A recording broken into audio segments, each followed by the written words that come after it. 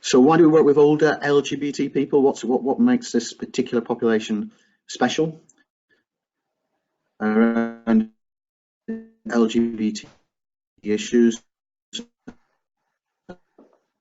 And what we have on the slide here is those generations and nations, particularly people in the late 60s, 70s, 80s and 90s lived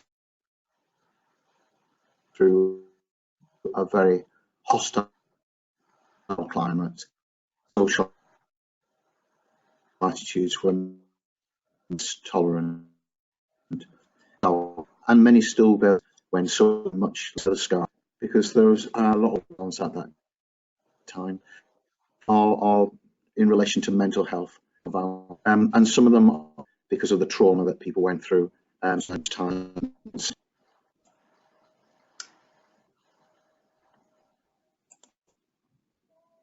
Thanks.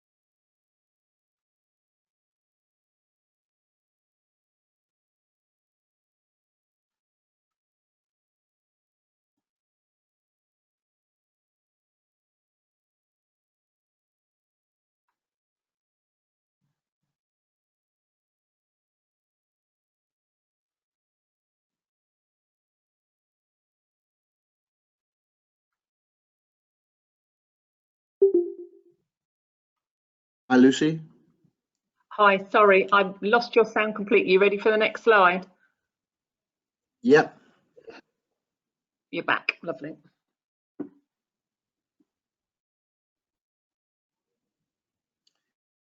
Through this, Lucy?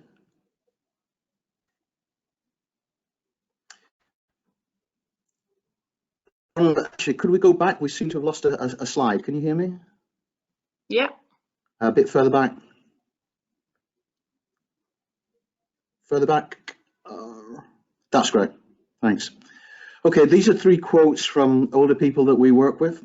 One person's top left, we were either to be pitied, cured, or locked away. Top right, we lived in dread of the knock on the door at 6 a.m. Those days, police did whatever they wanted.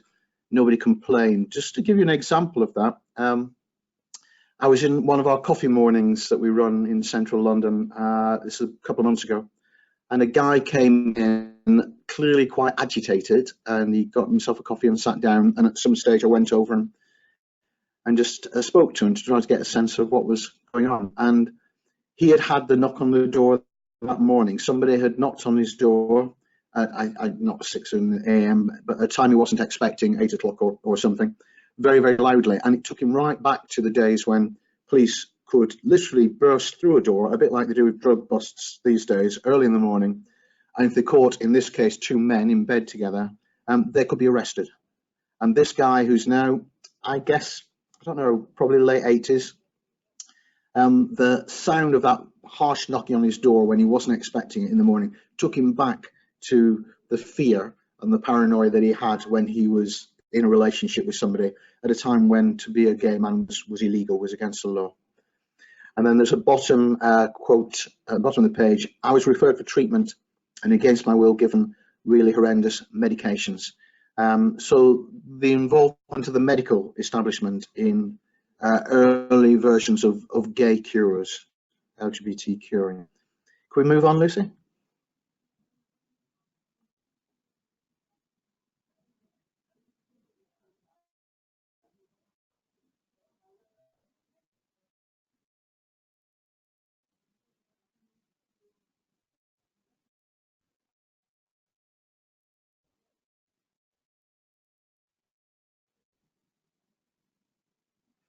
Can we move on? Oh, great, thank you. So this is a quote from somebody who was involved at the time when electric shock therapy was used. this mental health nurse saying we had to become electrifying geniuses.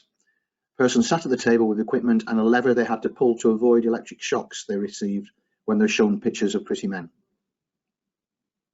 In the next slide, I think we can see one of the treatment boxes that we used. I was doing some training of nurses in the Maudsley Hospital, which, if you know it, is South London in Camberwell. I live just up the road in Brixton. And I was reminding the nurses I was working with that the Maudsley Hospital pioneered electric shock conversion therapy for gay men. Women also were included in programs. They tended to be given various noxious substances that made them ill rather than electric shocks. But electric shock became a big thing for about 20 years and lasted right through till I think about 1983. And when it was at its peak, there were about 10 centres up and down the UK that provided electric shock treatment to change people's sexual orientation, which is what it was about. Interestingly, the Maudsley, when they decided they weren't going to continue, they wrote a report about it, and they said that they decided after, I think it was 22 years, they decided that it wasn't working, so they stopped. If we could move on to the next slide.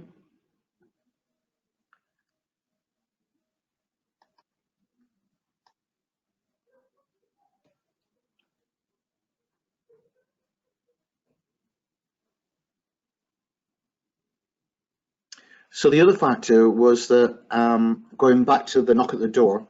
So if somebody came in and knocked at your door and you were caught in bed with somebody and the police wanted to prosecute, often what would happen is that a neighbour would make a complaint. A neighbour who was living next to a gay couple would make a complaint to the police and ask for some action to be taken. If somebody was arrested, they could go to prison for between 7 months and 18 months. So quite a substantial amount of time. But what sometimes was offered was the person would be told, you're going to prison, but there is an alternative if you choose voluntarily to go for treatment. So the treatment was normally the electric shock therapy. And as the person says here, it wasn't very voluntary.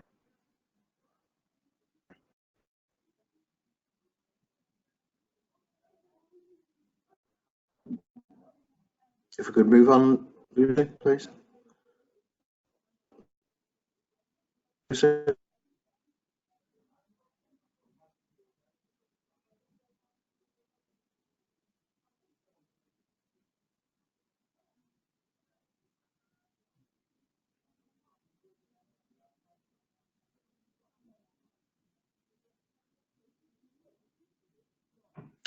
This is an account of somebody relatively recently.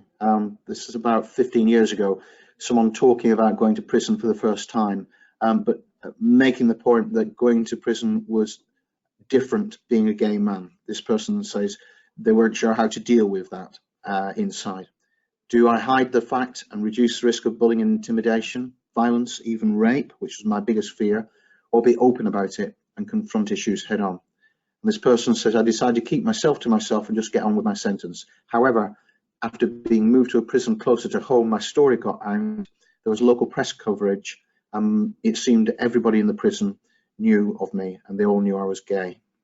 But try to think about what it was like going to prison in the 1950s, 1960s for what was then the crime of being caught in a homosexual relationship.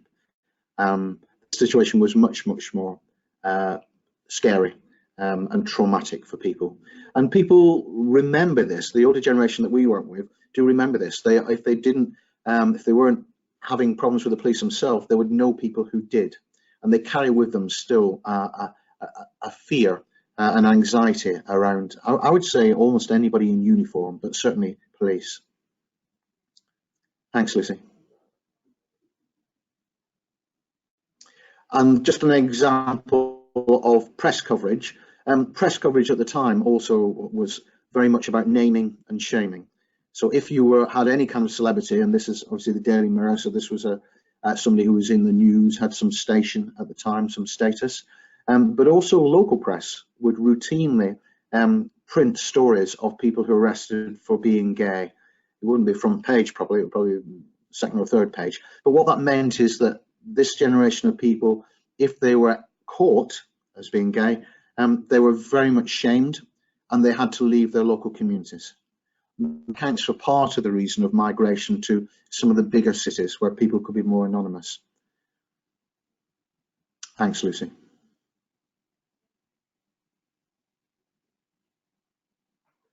A different aspect of this is that whilst I think we would argue that the generations have moved forward in appreciating, understanding, accepting, including LGBT people, the older generations have not moved as quickly. And there's various research to say that people who were born about the same time, who were living in the 1950s and 60s and 70s, their attitudes and values haven't moved on. They still think that LGBT is a bad thing, a wrong thing. Thanks, Lucy. And just an image, not a very sharp image, but of care. We work a lot with people in care, and what often happens is people going into care, often alone, often without much family around them, fear how they'll be treated by their own generation. And often, if they have been open for some time, go, as we would say in the old phrase, go back into the closet. So rarely self-identify when going into care. Thanks, Lucy. And just a little case study from my own work. I work with somebody called Maggie. She's happy for me to tell this story about her. And when she was a nurse, when she retired, she joined the University of the Third Age, which you might be aware puts a focus on education of the older generations and provides various activities and services, usually around some kind of an educational element.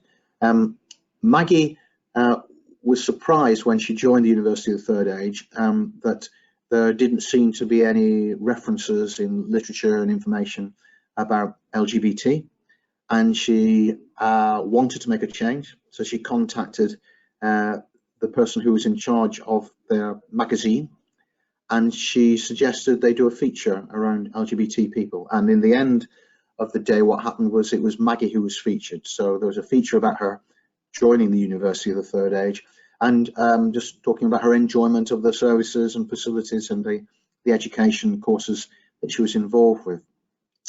And because she wanted to create change, she allowed her email to be out, and she allowed herself to be pictured. And she will say that she had a torrent of homophobic abuse as a result of that. Nasty emails, but more tellingly, in her own local group of the University of the Third Age, people who had accepted her and got on with her very well up till then turned against her. And she said she really was frozen out of her local organisation. Could move on. Thanks, Lucy.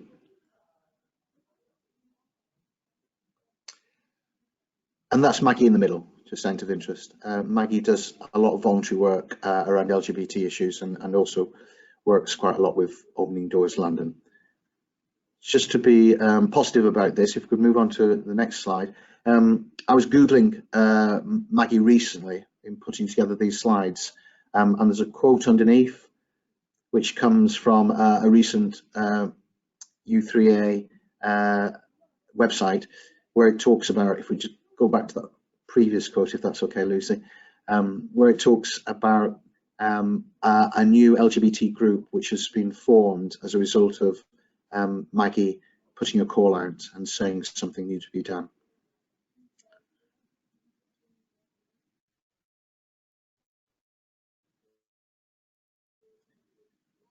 So a new LGBT group and supporters running now in Central London as a result of that. But the reason why I highlight it is to make this point that we often in a bit of a bubble, particularly for working within LGBT organisations, and also because of all the recent legislative change, assume things are different. But the older generation, research shows, are still quite homophobic, biphobic and transphobic. And if you're entering into care by yourself, you worry about that. This is just bringing up some of the differences between old LGBT people and heterosexual peers, which we're probably aware of, but But if we could move forward, I think there might be either a slide or a cartoon, I can't remember which is coming up. Oh yeah, so I think we're familiar with this. So social isolation is different, higher social isolation, higher levels of mental health, come back to that in a moment, more use of drugs and alcohol,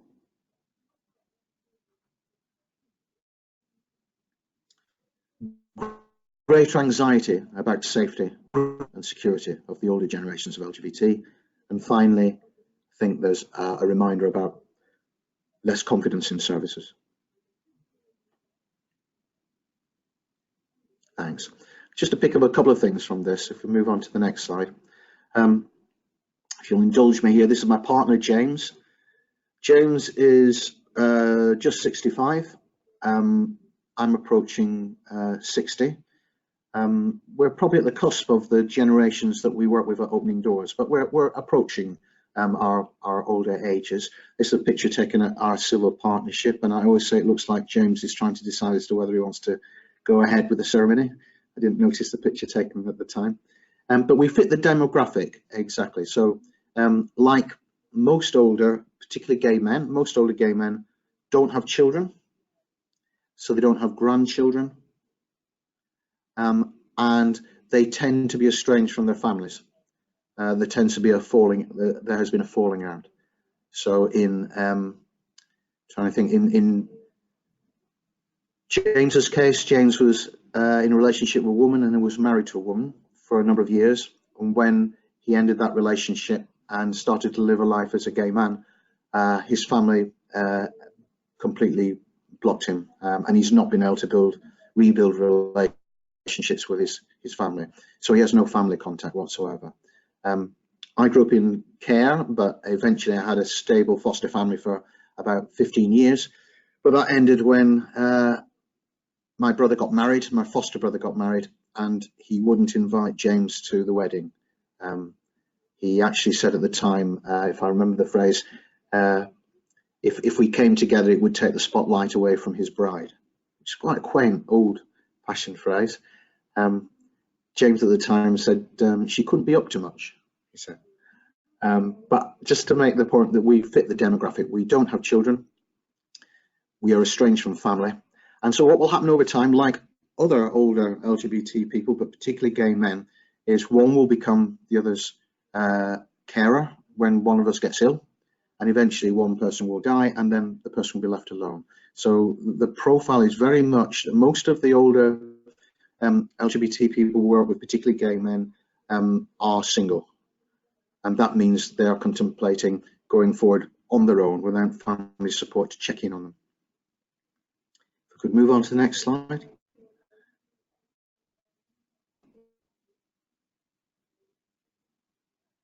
Just briefly, I think we're aware higher levels of mental health, and we're not suggesting, of course, to be LGBT means we are mentally ill in some way, but this older generation in particular have particularly high rates of anxiety and depression, and we would say very much related to growing up in very toxic, unpleasant times and having to make their way on the whole on their own.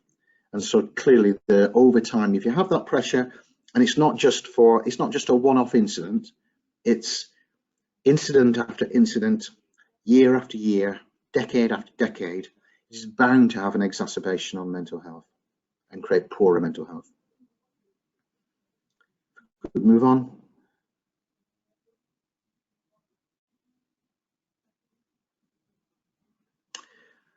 Just to recognise and to put this in context, we are concerned about the amount of alcohol use of older people generally. It's not an LGBT thing particularly, but sizable research to say that LGBT people drink more when they're older, often alone, than their traditional heterosexual peers. There was some government research just last year which said, I think it was as much as about 17%, which is much higher than the average of people who said that they drank almost every day. This is LGBT people who are interviewed. When someone says they drink almost every day, I tend to think they drink every day. There's still a shame and a stigma attached to not being able to get through a day without a drink. So there's concerns about overuse of alcohol in terms of health for older LGBT people. Thanks, Lucy.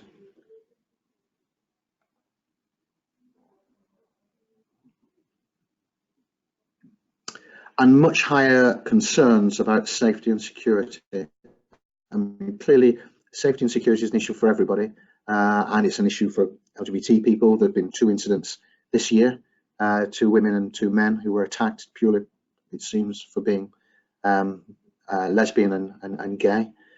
The older generation grew up with regular attacks, and it was a time when there was no law protecting, and when the police were unlikely to respond in a good way. We haven't got time to talk about both these stories, but the person on the right, the woman in the wheelchair, is called Jo. Coincidentally, the person who's with her is also called Jo. That's her befriender. And I met Jo for the first time before Christmas last year. A very ebullient, very powerful personality in a good way, full of stories. And although she needs to use a wheelchair, still gets out and about, is very active. I'm not sure how old she is. I wouldn't want to guess on that, but she had the experience which she has spoken of for Opening Doors London. And if you go to our website, there are some films on there. One of them is Jo talking about her life story. But one of the things that happened to her when she was relatively young is she was out with her girlfriend in London, and they were surrounded by a gang of lads, and the lads started taunting them. She still blames herself because they tried to find a way out. She thought she knew a way to get to a busier street and get away from these lads, and it turned out to be a bit of a dead end, and her girlfriend was killed in front of her. Her girlfriend was killed when she was there, and they were both physically really abused. When she went to the police wouldn't prosecute, and she was told, one of the police said to her that they brought it on themselves because of the way they were dressed, which I assume means that they were dressed in a overtly masculine kind of way.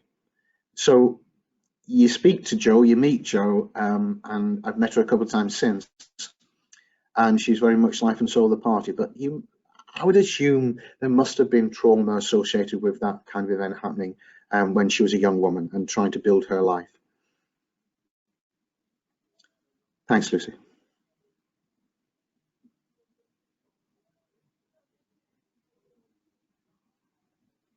So just a few highlight lines from this. Older LGBT people have higher health and social care needs, but lower family contact, so lower support. High need, low support. More reliant, therefore, on all relationships with different kinds of services. But because of history, often don't engage as much as they could do, because they've had bad experiences.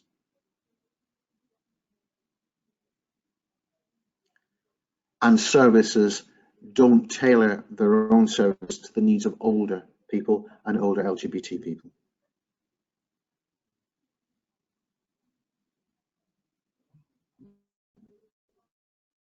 Thanks, Lucy.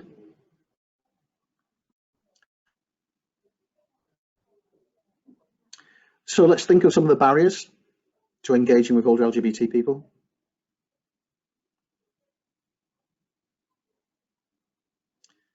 A lot of this is common sense. Many of the barriers to engagement are exactly the same as for older people generally, and good practice can be similar in many areas.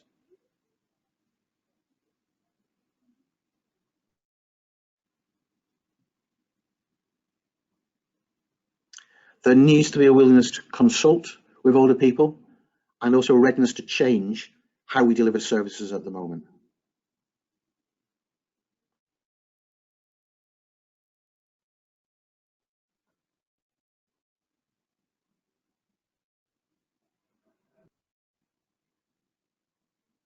Thanks, Lucy. And there needs leadership around this. We need to find people in our organisations who are willing to take the lead, and there needs to be some consideration to budget, because there are some higher costs in some of the ways to engage, and clearly things need to be built into plans, organisational plans. So I suppose I'm tailing what I'm saying to organisations, LGBT organisations. So that's why I'm talking this organisational way. Suggesting here, useful to think about 4 barriers, which all begin with T, or we force them to begin with T. In terms of events and activities that Opening Doors London provides a lot of, we provide about 70 every month in Greater London. Just thinking about the weather. We often don't think about the weather, but thinking about the time of year when things are put together, and also in terms of daytime, nighttime. And daytime, nighttime, even though clearly there are older people who still have jobs during the day, but the daytime, nighttime is more about security and confidence. There is an issue about older people, well, there's an issue about people generally, but older people going out and about, particularly if they're on their own, to events and activities when it's evening, and particularly when the nights are drawing in. Transport, and think about the difficulty of accessing venues. Don't assume everybody is driving a car. Some people will be driving a car, but if we're putting on events and activities, think about how complicated it is for people to actually get to our venue. This is a bit obvious, but sometimes people don't think about the importance of toilets. As we get older, it's harder to manage our bladders, and there's a high level of embarrassment about people being caught short when they're out and about. So when we're thinking about a venue, it's not just about, for me, it's not just about thinking about a venue in terms of access, which is critical, but also about where the toilets are. Are they close at hand? Can someone get to them in an emergency? And the other T is around technology. And I've gone on a bit of a learning curve for me around this. I remember in another organisation, it's a while ago now, really making a case for saying people just need to get used to the email and start using it. But what I found through working with Opening Doors in London, is that most of our older LGBT people that we work with want hard copies. They want things physical, they want things posted. And you'll get arguments coming back saying, well, there's a huge cost to this, and there is a huge cost. So there needs to be some consideration to budget for actually sending things physically, hard copy, through the post. Thanks, Lucy. Just an image illustrating that, but I suppose I'd mention that we have a newsletter that goes out to 2,000 older LGBT people in London, and we've tried twice to wean people off the hard copy and go for email. Still only about 5% of our members, as we call them, want things done by email. Now clearly we're not saying that older people can't be familiar with technology, and many are, but just in terms of things like newsletters, think about having things hard copy, think about the old postal service. Thanks, Lucy. I was thinking, putting this together recently, also it has an impact at every level, and I think most of us are aware that last year was the largest survey of LGBT people in the UK, I think in the world actually. Over 100,000 people responded to the survey that went out from the Equalities Office of Government. But if you drill down to the detail, you'll find that only about, my memory is it's about 4 or 5% of over 65s engaged with that survey. So a huge amount of LGBT people in the UK, but really tiny numbers of people engaged. And we would say that's because the survey was delivered online and it was promoted online. And what happened was the bias was towards younger people who use social media and use email on a regular basis. The older generation, therefore, were left out of that. So it has implications doing things hard copy at a national level as well as at a local level. But there will be arguments coming back saying, well, this costs too much money. We think that needs to be swallowed. Thanks. I'm thinking about incentives. There's an American business book called If You Feed Them, They Will Come. And I do think it's important, and we find it really goes a long way to have, at the very least, biscuits and nourishments and refreshments if people are travelling any distance to come to some activity or event where we're looking to include older LGBT people. I think something which isn't in the slide here also is, I do think old ways of communicating, particularly things like thank you notes and thank you cards and thank you letters, thank you notes, thank you phone calls, and it helps reinforce relationships, particularly in our experience with older people. It's something that they were used to growing up. It was much more part of the culture back then to use thank you notes and give people a call and say thank you very much.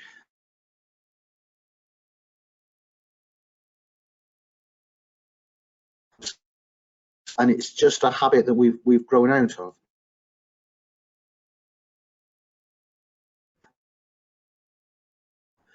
There was actually some research, I'm thinking back now, like 10 years ago, it had some who sent thank you notes, but it was a communication from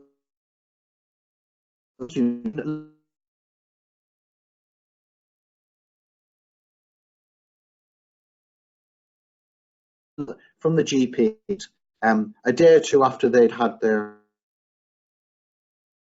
to the patient their consultation. The little bit of customer service. The bank thought the service was, and clearly there wasn't anything particularly different about the actual service. It was the fact that there was a thank you that followed, and it built the relationship. In our experience, we do that quite a lot. We find that our older members are really appreciative of having a little extra, a little note, a little telephone call after they've been involved in some kind of event or activity. So a few extra LGBT factors that I think we'll be aware of. So I'm simplifying this to say signage, then safety, language, and leadership, and just a few points on each. If we go to the next slide. So we use this all the time, but it's surprising how powerful using the rainbow colours are in promoting events and activities in particular, but other kinds of services. This happens to be the emblem that we use for our quality standard. We have a quality standard for organisations who are working with older LGBT people, especially care homes and other care services like dom care, domiciliary care services. But we really find that people need this we need to set out our stall in a way using this kind of imagery. Again, thinking about this particular generation, and this is pre the rainbow as a symbol, but most recognise it. All the research is that most, when I say most, 95% of older LGBT people get this as a sign which is welcoming to LGBT people. And for this generation in particular who weren't welcomed so often, it's really powerful to make sure that we use the imagery. Sometimes it's too small or we don't make use of it, but if any kind of event or any invitation to engagement, don't feel that this is doing it today. Don't feel that this is tokenism to use the rainbow. It's really important to make a connection and reassure. This is all about reassurance for people who weren't reassured when they were growing up. Thanks, Lucy.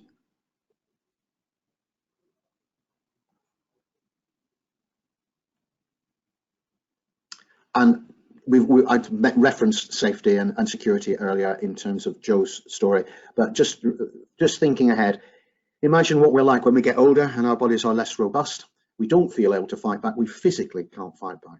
So it's really important when we're inviting people to go out and about to events or activities to send signals of safety. We always use the phrase safe spaces, safe places.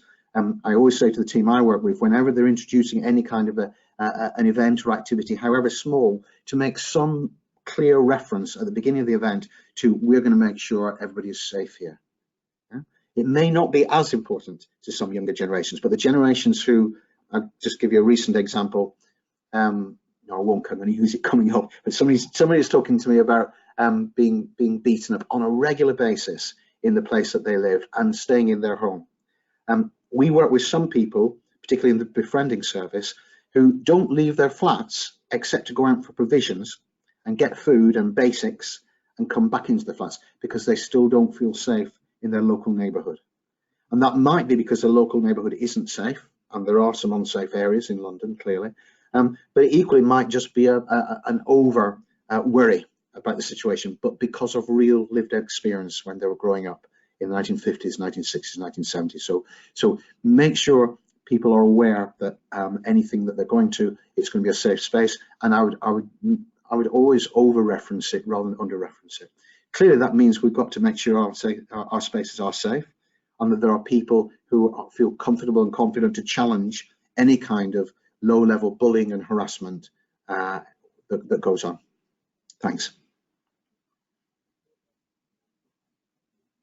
This is what I nearly referenced before. It's just reminding ourselves about language and terminology which changes. And I think we're all aware now that queer is used as a very positive, powerful statement by many people. But there are still members of the older generation who don't like this word, and that's difficult. There's a conflict there. And if we're bringing different generations together and we have all ages in the work that we're doing around LGBT, there are going to be conflicts that arise with that. But we just need to remind ourselves that queer is not a safe word for a number of older LGBT people. Not everybody, there are always exceptions. But the example I was going to give earlier, which I held on to, was last year when we were having a discussion about this in one of our activities, and this older guy said queer was what he heard. Queer was the last thing I heard before I was kicked in the face. So for that particular man, queer has got negative connotations. Clearly, again, there's problems in this, because on one level, some people regard it as a very positive, strong statement of identity, but we just need to remind ourselves when we're using the word queer, if there are older people involved, that not everybody will receive that in a positive way. Thanks. If we could just flip, that's great. It's okay to recruit older people. It's okay to actually, when we're thinking about staff, not just for certain projects, if there's an imbalance in our work, but particularly with volunteers. We run regular advertisements for volunteers, which if we can go on to the next slide, I think there's a simplified version of the ad that goes out. So it starts always 50 and LGBT.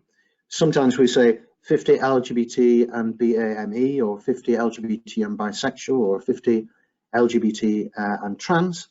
But we then have a bold statement saying that we are recruiting more people to help raise awareness with our services for older LGBT people. And of interest, if those of you, if some of you are involved in organisations and involved in volunteer recruitment, you should find that your local metro, if you get metro, has a volunteer section, and you might not be aware, but the volunteer section towards the back of the paper is free. You don't need to pay for it. There are some qualifications. They don't guarantee to put your ad in on a particular day. They wait till they've got space, basically, from, I assume, business and other kinds of commercial advertising. But it's a good way to actually reach out. Of my current team of about 20, 50 plus volunteers, half of them came through advertising in this way, just going actually directly and saying, are you an older LGBT person? We use 50 plus for older. It's a very broad idea of age, but we're particularly interested in getting people who are in the 60s, 70s, 80s themselves. Thank you. That's just the end of the ad there. So all these three people were recruited specifically to support our work with older LGBT people. The person on the left was a university lecturer. The person on the right, I think I showed a picture of her earlier, is Maggie, who was a nurse. And the person on the right is Jeff, who he came over, he was very much Windrush generation, not on Windrush, but part of that generation.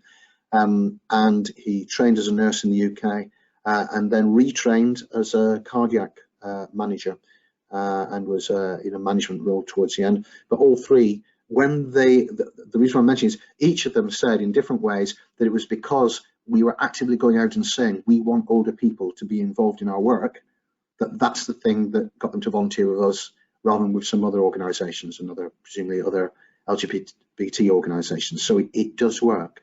The person on the left, Caitlin, says it brought a transformation in her life. She lived her life as a man and she's now transitioning. And she said it was because we put a particular ad out saying, are you 50 plus and trans, that it really made her realise that she needed to make a decision for herself. And part of that was getting involved in Opening Doors London. But each of them, I'm using this as an example, well, I'm using it because they helped me deliver training and that all three were involved in a recent training event. But each of them responded to an ad that was saying, are you older? We want to involve more older people to learn from you and for you to take some of our work forward. And this is about leadership, involving older people in positions of some authority and allowing people to lead on projects. Thank you.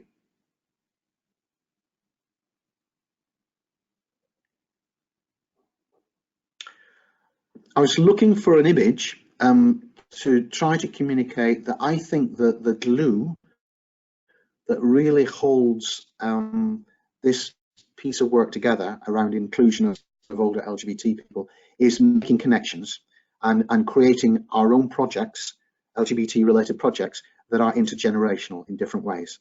So not seeing the older people's work as a separate strand, seeing it bonded into other work that we do.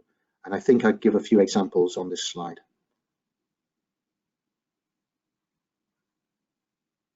So we regularly involve younger people making films and capturing stories of older LGBT people who are also part of our own organisation. We plan, when LGBT History Month, which comes up, as you know, every year in February, we plan a working group around that, and sometimes it's quite small, but always with some young people and some older people. And you know, I've referenced it before, we also have a befriending service. So we match younger LGBT people with people from the older generations who can't get out and about as much. And they tend to be the people who don't come to some of our activities that involve a bit more travel and possibly even physical activity. My favourite story around this, it's not mine because I don't work directly with our befriending team, but the manager there before Christmas, Paul, was telling me, matched a young actor with a guy in his 90s who used to work in Hollywood, in the glory days of Hollywood. Paul says they always try to match by interest, try to find something that both the younger person and the older person are interested in. So clearly the young, and what he did, if you go to this, I've never been to it, but I've been told about it, if you go to the older person's flat where he lives by himself with some care support, go to his flat, a whole wall is full of wigs. He was a wig maker for Hollywood stars, and right in the center of all his wigs there's a wig and it says underneath Miss Betty Davis. So he worked with Miss Betty Davis at the time. Now the younger actor, who's I think is about 23, he's just thrilled to hear about the gossip of Hollywood from somebody who was there, and he's a great listener, and the older guy just has a ready-made audience for all the stories that he's told in the past. Thank you. And this is a recent picture of another befriending relationship. This is Paul and Harry. Thank you. So just a few things just to summarize.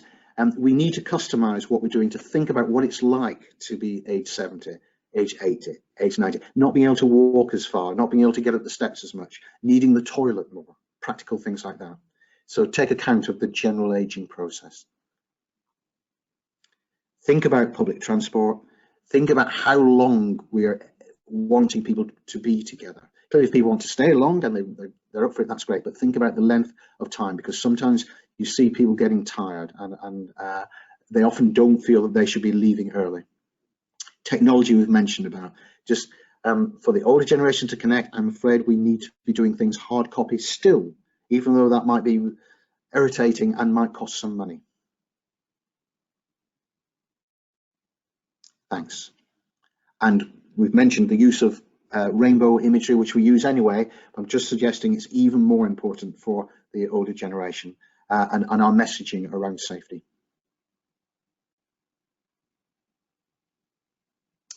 Use of language, particularly the word queer, just being very aware of how that is seen differently by older generations. And by leadership, I really mean involving older people in responsible roles in the organisation. And if budget does not allow, or it's not felt to needed to have a member of staff to lead on that, then look at volunteering schemes which directly ask for older LGBT people to get involved and take some of the responsibility.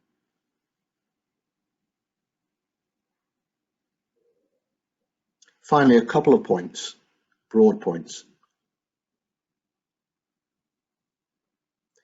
Ageism exists in the LGBT community too. I was interviewed on London Radio last Christmas by a DJ who I think is a gay man himself, Jim Davis, and he was recounting an experience he had had when he was in a gay pub not that long before he was telling me the story. He said, and an older person came into the pub, and he said literally everybody almost physically turned their faces away from this older man, so he didn't feel welcome there. And he had an argument about it with somebody at the place. But you know, I mean, that's a very harsh form of ageism. But just the not thinking about the needs of older people when we're planning things and our calendar events and other things that we're doing is part of that as well. So we need to be challenging of how we work, how we operate.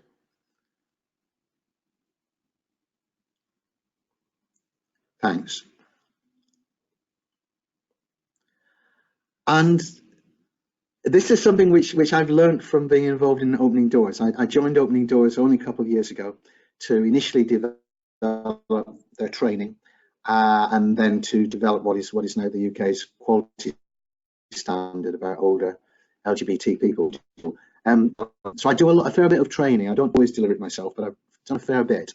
And I'm always amazed when I'm doing training for LGBT organisations and LGBT, most recently several LGBT staff networks, that people, even in their 40s, don't seem to know about the lives and the different world of the 1950s, 60s, 70s that our older generations lived through.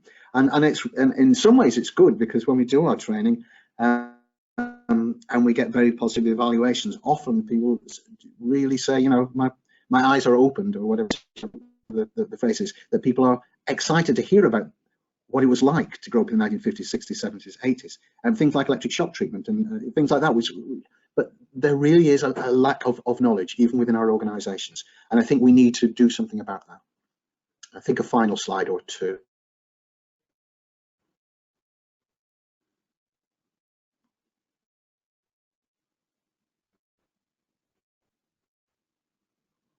It's okay.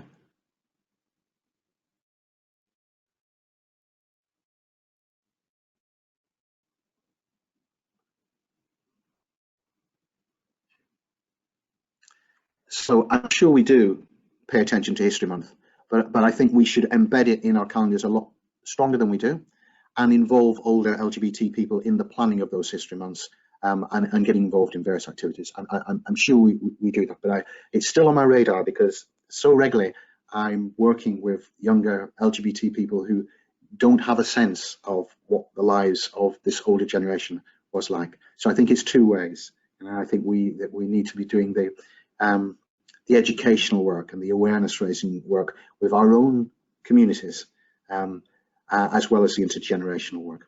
This, just out of interest, I think you might guess, every year we are lucky to usually secure funding to look after our older LGBT people in London for the big Pride event.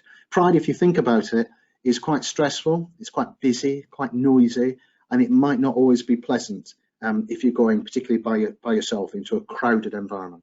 I don't go to Notting Hill Carnival. I used to go there, but I don't go anymore, because I just find it it's just too much hard work for me, and I'm not that old. I'm only 60. But what we do is we provide opportunities for older LGBT people to feel safe. So in this case, people are on a bus as part of the Pride Parade, but we also hire various rooms on the route, so people can feel they've got a bit of space, they can relax, they can sit down if they need to, but they can also look at the Pride ceremony that's going past. And for a lot of older LGBT people, Pride is especially important, because they didn't have it when they were growing up, and it started really when they were coming into their 40s or so. So yes, that's bye-bye from Opening Doors London, at least from this session.